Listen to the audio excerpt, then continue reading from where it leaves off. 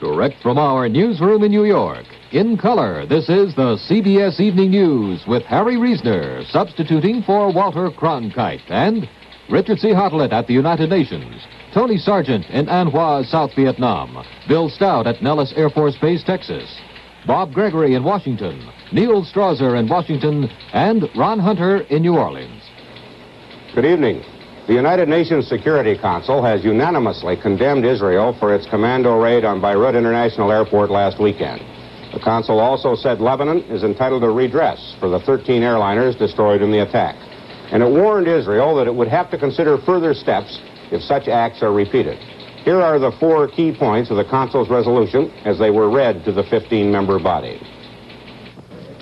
First, condemns Israel for its premeditated military action in violation of its obligations under the Charter and its ceasefire resolutions. Second, consider that such premeditated acts of violence endanger the maintenance of peace. Third, issues a solemn warning to Israel that if such acts were to be repeated, the Council would have to consider further steps to give effects to its decisions. Fourth, considers that Lebanon is entitled to appropriate redress for the destruction it suffered, responsibility for which has been acknowledged by Israel. Will all those who are in favor of the resolution so indicate by raising their hands? Ceux qui sont en faveur de ce projet sont priés de lever la main.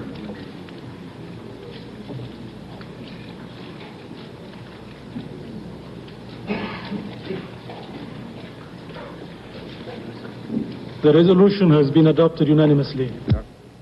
It is noteworthy that the Council acted quickly after less than 48 hours of debate, that it acted unanimously, and that the resolution was much more moderate than the Arab states and the Soviet Union had wanted at first.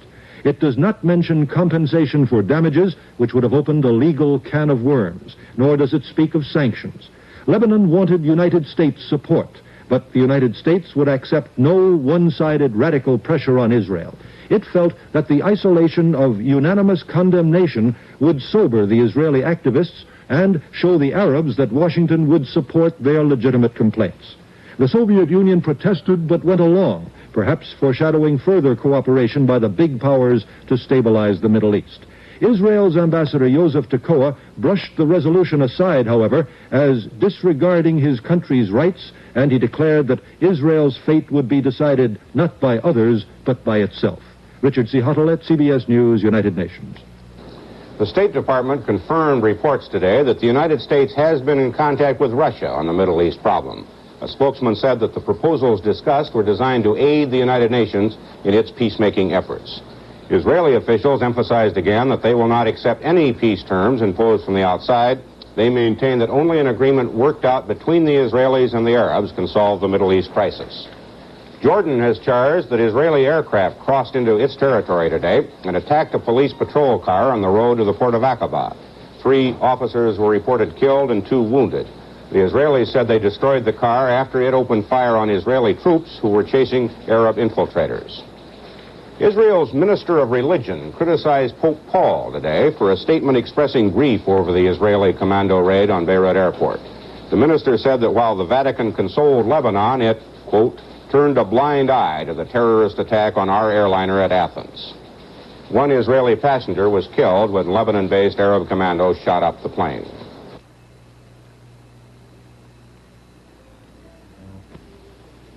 We're thinking about introducing Benson & Hedges 100s around the world. After all, we've had the disadvantages to ourselves long enough.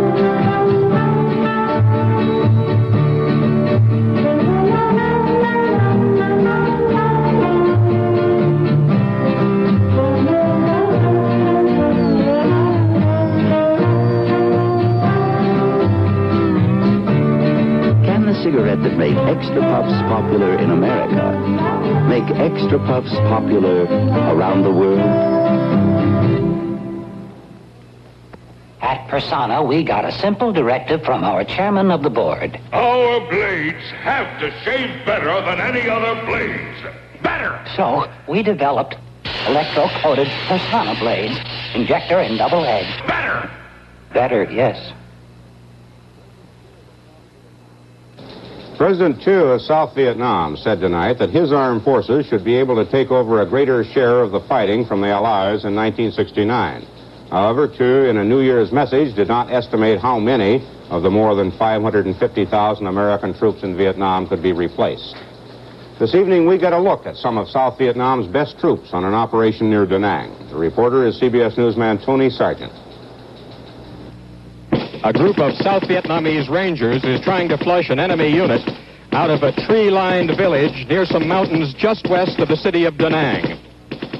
The Rangers have pushed the North Vietnamese back gradually until the enemy apparently has decided to make his stand in the thick woods just ahead.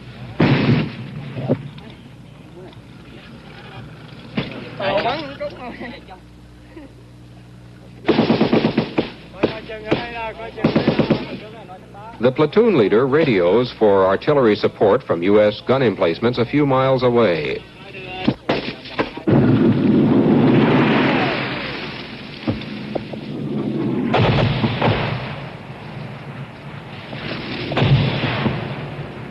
The South Vietnamese have called in reinforcements who move up on the flank. To approach the wooded groves where the North Vietnamese are hiding, the Rangers must cross wide rice paddies with little cover. As the South Vietnamese Rangers pass the simple mud and thatch huts of peasant families, they pause to question anyone who might know anything about the enemy.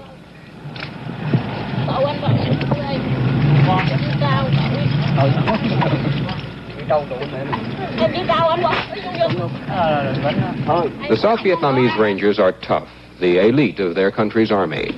Man for man, they probably are at least a match for their enemy out in the open.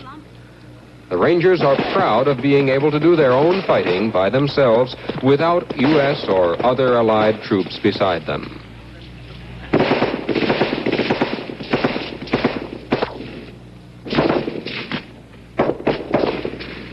A standing joke in this unit refers to village geese milling about in confusion as American Marines. No matter how tough these South Vietnamese Rangers are, the enemy can hold them off when he's dug in deep. An American advisor working with this South Vietnamese Ranger unit is U.S. Army Captain Freddie McFerrin. These South Vietnamese Rangers, you've lived with them and worked with them. How good are they?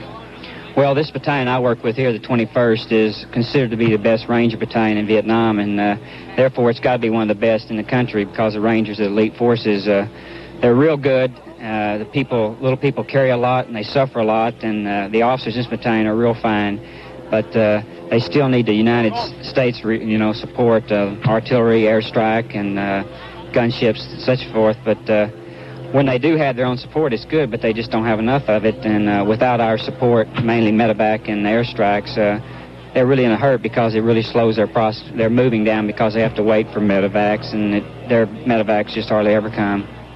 The woods that block the leading unit of this advance remains full of enemy resistance, even after pounding by artillery. American jets are called in. Time after time, they drop 250-pound bombs into the woods.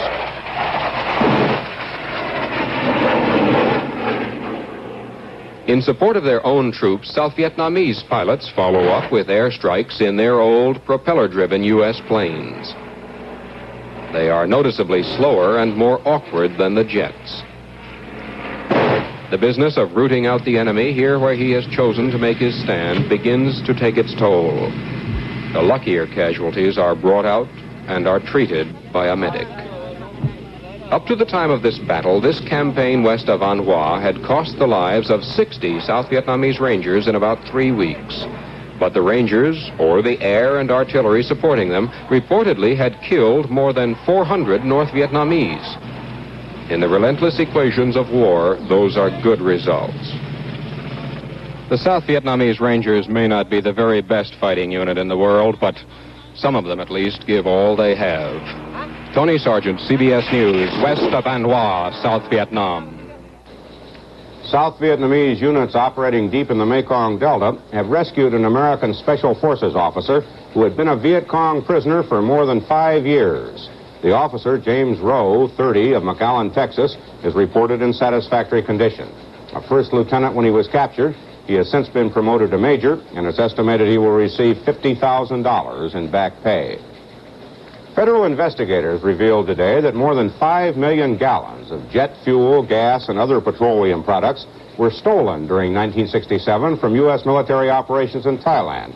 A report released by the General Accounting Office said that most of the widespread thievery was accomplished by bribery of U.S. personnel and the forgery of delivery receipts, many made out to non-existent military units.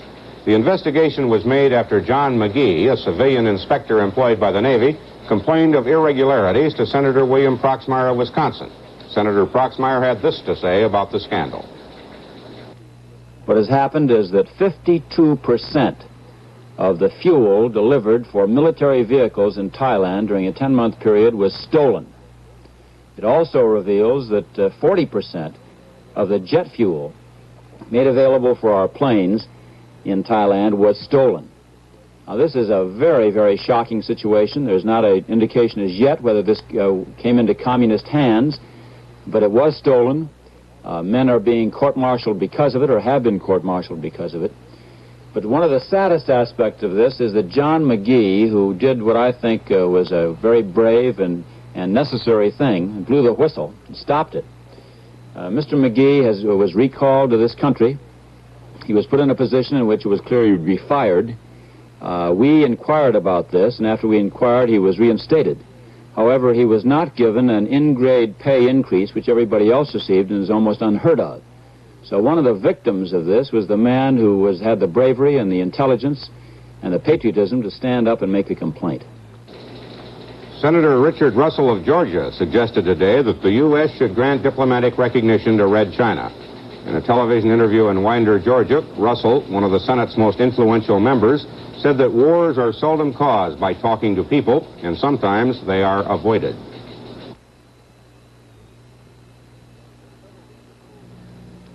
When someone has a cold or flu, a Get Well picture works wonders for the spirit. For the fever, you want the strongest fever fighter you can buy, aspirin. Get Bayer aspirin because Bayer is 100% aspirin, and aspirin is the strongest fever fighter you can buy.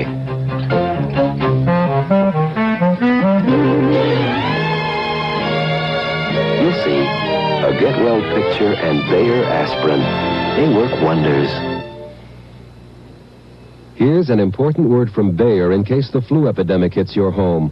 When the flu strikes, doctors and public health officials urge you to follow these 3 steps. Rest in bed, drink plenty of fluids, and take aspirin to reduce the fever and relieve the aches. So get Bayer aspirin now.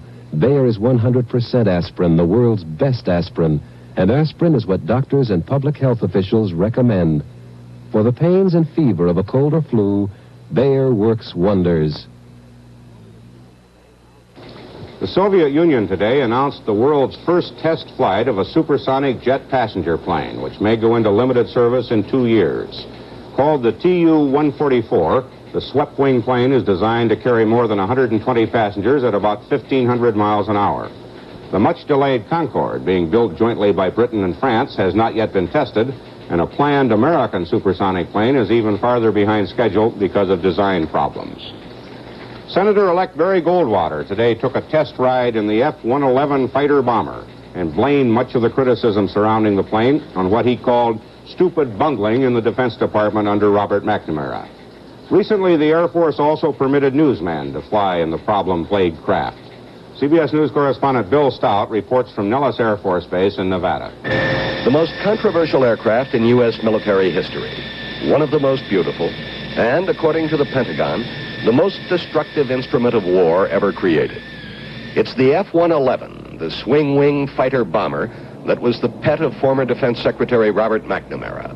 He wanted a swift and powerful new weapon which would, for the first time, be used by both the Air Force and the Navy.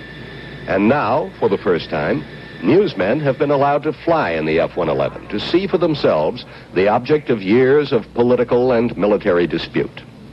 Since reporters are not known for either flying skill or physical fitness, the Air Force had a full day of briefing, required business before any civilian was allowed to get near the cockpit.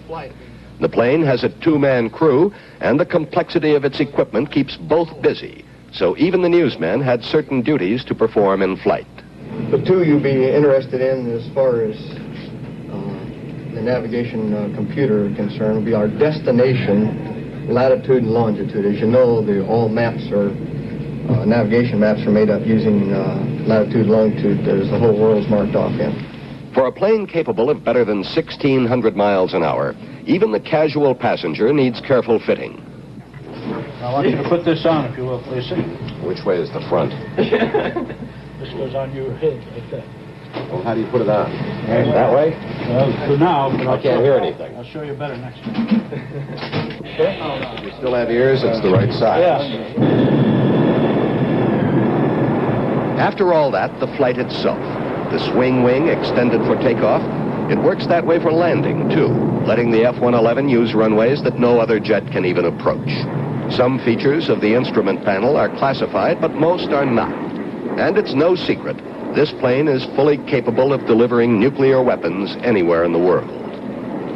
The most remarkable feature of the plane is the guidance system that carries it close to the ground, as close as 200 feet at supersonic speeds, beneath enemy radar, skimming just above every hill, dipping into every valley.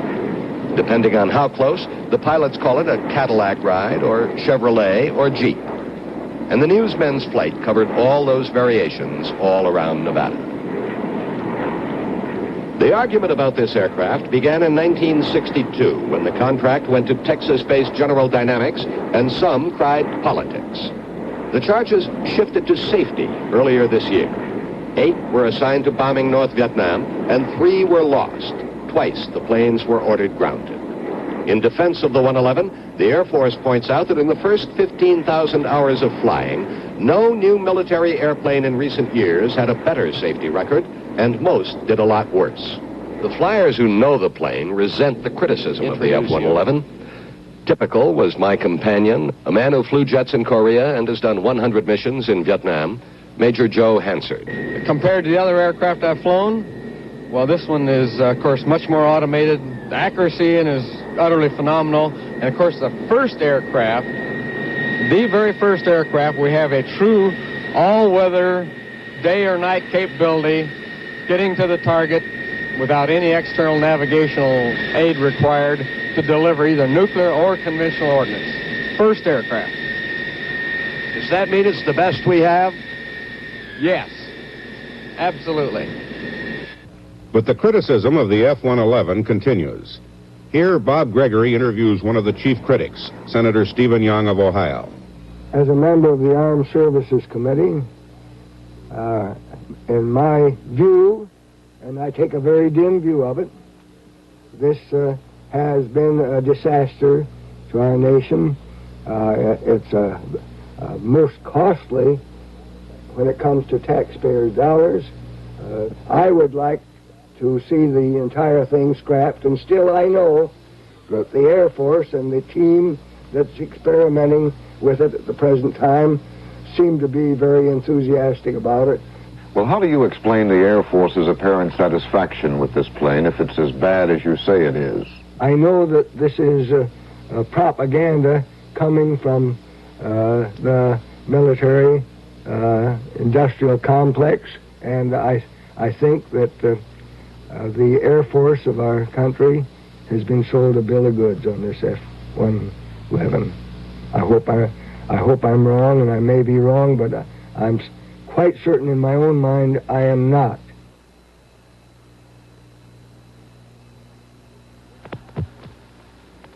Mother, can't you sleep again? I keep telling you about Nitol. How do I know he'll work? Would you believe good housekeeping? Look, Nitol has the good housekeeping seal. Really? So you know it's safe. Just follow directions and non-habit forming. It's different from other sleeping tablets, too. Different? It dissolves faster, so it helps you get to sleep fast, and you wake up feeling good. Well, if it has that good housekeeping seal.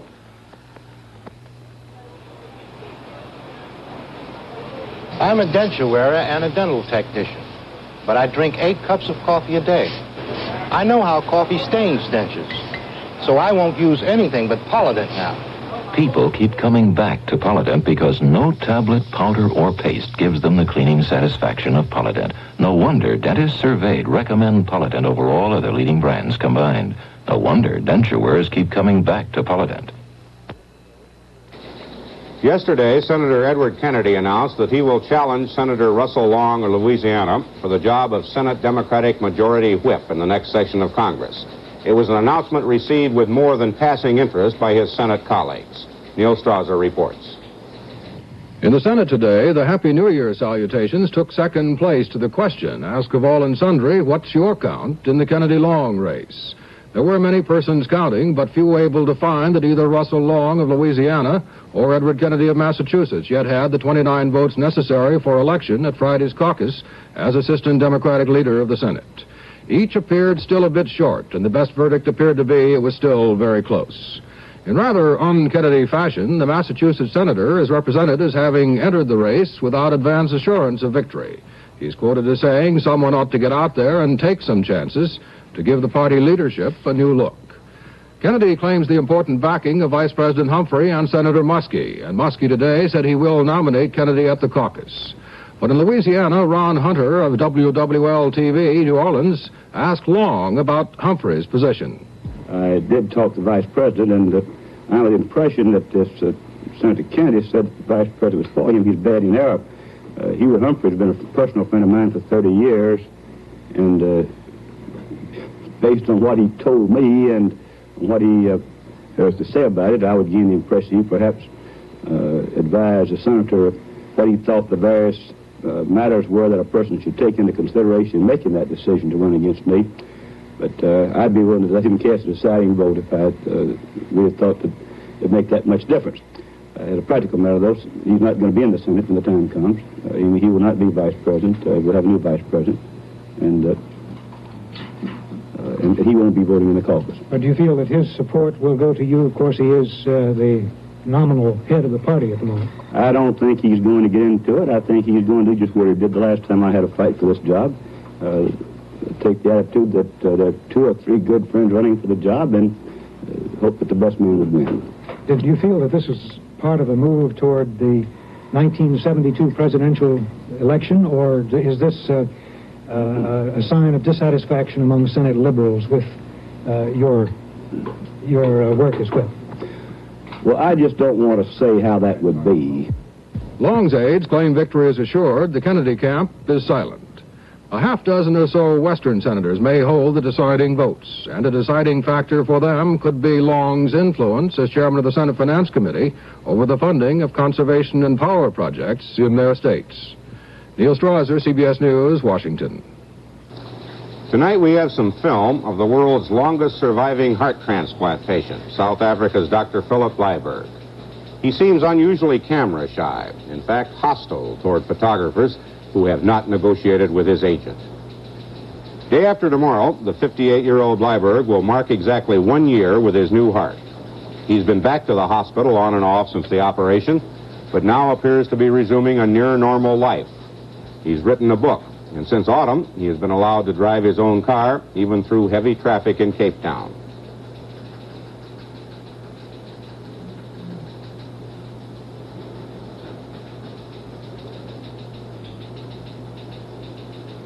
He's also resumed swimming and is shown being assisted in walking along a narrow breakwater where any one of us might need assistance.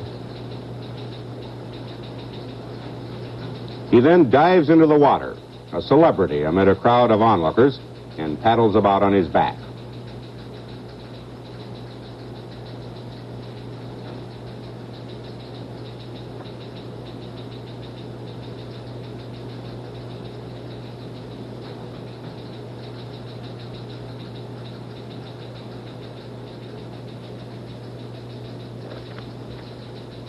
This close-up shows the long scar on his chest, now fully healed. He could be almost any man enjoying late middle life, except that it all began for him less than a year ago, and he's been enjoying it for just the last few months. In London, Sir Leary Constantine today became the first Negro member of Britain's House of Lords. Sir Leary, 67, was once a professional cricket player in the West Indies who became a diplomat and lawyer. The announcement of life peerage came in the Queen's New Year's honors list, which included various citations for almost 2,000 persons. Prices on the New York Stock Exchange, after a general decline in December, which included a series of sharp losses, were mixed in 1968's final session today. Volume was 13 million shares. The exchange index gained 5 cents.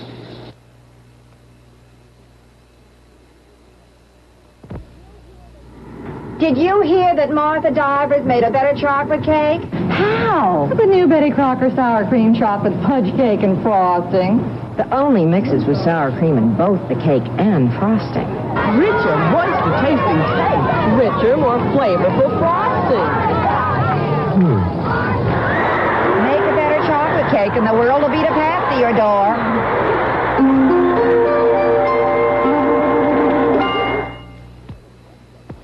You haven't touched that lunch you ordered. We're jammed today. Won't get your vitamins skipping lunch. Gotta keep practicing tryouts this afternoon. What's a mother to do? Serve them Total, the vitamin cereal, the only leading cereal with a whole day's vitamin supply. 1 bowl, 1 ounce, gives you 100% of every minimum daily adult vitamin requirement now set by the U.S. government. Get your vitamins, come what may, when a bowl of Total starts your day. This is the last CBS Evening News report of 1968, and the general feeling is that's just fine. It has not been most people's favorite year. At parties tonight, you'll find yourself saying, well, I'm glad to see this one go. There's hope that just on the law of averages, 1969 has to be better than a year in which about the only good national news was the trip to the moon. It's not taking away from the triumph of the astronauts and being named Men of the Year to say that it wasn't much of a year to be men of. If we could have foreseen last December 31st the events of the last 12 months, there might have been a general agreement to forget it, skip the year, go directly to 1969, or maybe even 1970, scrubbing the whole decade. The end of a year, of course, is artificial, a synthetic convenience for marking a point in time so we can see where we stand. As such, there is great psychological value to it. Looking back on horrors and failures, we can already say at 1 minute past midnight tonight, that was last year. This year can be different. It's a point of division, and even on a New Year's Eve when it's hard to be nostalgic about the year behind, we can still be hopeful about the year ahead. And since all years are precious just because they are finally all we have, it's all right to have a cup of kindness for this one. That's the news. This is Harry Reasoner for Walter Cronkite. Good night and Happy New Year. The CBS Evening News with Harry Reasoner substituting for Walter Cronkite. This is CBS Television.